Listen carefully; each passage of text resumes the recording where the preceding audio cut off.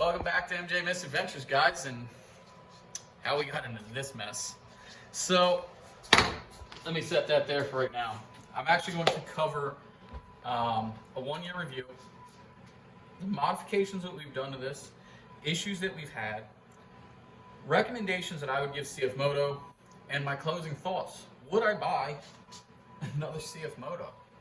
So come on with me real quick. We're going to go over some quick mods that we've done to this machine. 30-inch Pro Armor crawlers.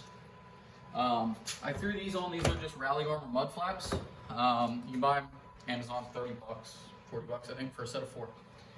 It was a super helpful, just knocking the mud off. Team MSC front windshield, Team MSC rear window, Belva sound speaker, Team MSC harnesses, and then if you come down here, we've got I know you can't see it, so bear with me everybody, but there's a Team MSC Stage 3 clutch kit and also a Razorback belt temp gauge. And then if you follow me back here, and excuse any messes you see, this has the Misfit Garage rear arms on it as well.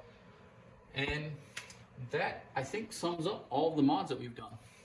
So come on back up here, and let's get back in the lighting where you guys can see me, and we'll go over some of the things that we've broken.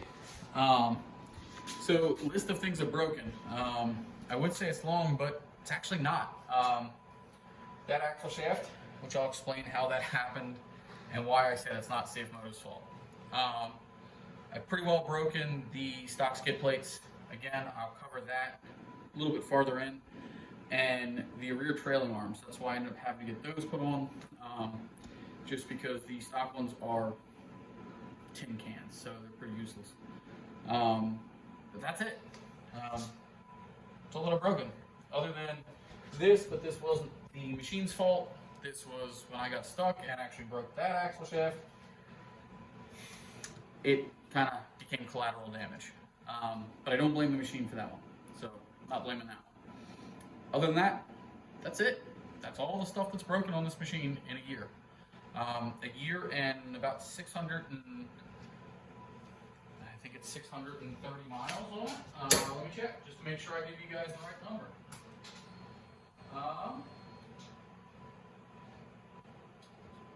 665 miles, to be exact. That's what's broken in a year. Now as for, I guess it would be, this is kind of pointed more towards Cfmoto. Some upgrades you guys have got to do. One, this stock suspension, it looks really pretty. Well, mine's a little dirty. Looks really pretty, feels super beefy, and you'd think, man, this has got to be great. It's got 3-way compression and, compression and rebound adjustment, everything else. It is not great. Not knocking it. For just like trail use, it's not bad. It's not a bad setup at all. Is it great though for the money? No. It's pretty severely lacking. Either upgrade tender springs, upgrade whole new spring sets, or just upgrade the shock to a better brand. I think every customer out there would gladly pay another $500 or $1,000 to get Elkas or Foxes or something else that you guys could get at a bulk value. Next one would be the skid plate. As I talked about, the stock skid plate is about as useful as a wet paper towel. It is paper thin, it tacos, it's bent all up, and it's not great. There's no metal protecting anything underneath. So I strongly recommend people either look at a 3-Star Industries HDMW skid plate or a MSC steel skid plate. Either one, take your pick, either one's great. Strongly recommend one or the other though. Next thing will be the clutching, but in my opinion, Vati Verico and MSC have really got it tuned out and figured out. That's not a knock on RNG. I know some people are thinking I am. I'm not. I'm actually still friends with Steve. I have nothing against them. It's just the Vati Verico kit works best for me. This vehicle has gone through a couple different transformations and styles. Ran 27 stock. Yanked them off, threw these 30s on. Been running it with those 30s for a while. Been absolutely great. And then for a while I was running a 34-inch tall Interco Sniper on this machine as well. And that's what ended up leading to that broken axle. And I guess I'll cover that, actually. I should probably cover that and this damage. Because I know some people have been like, how in the world did you break an axle shaft? The mud was up to about the door on this machine, so to give reference, I'm 5'9". Mud was here on this door.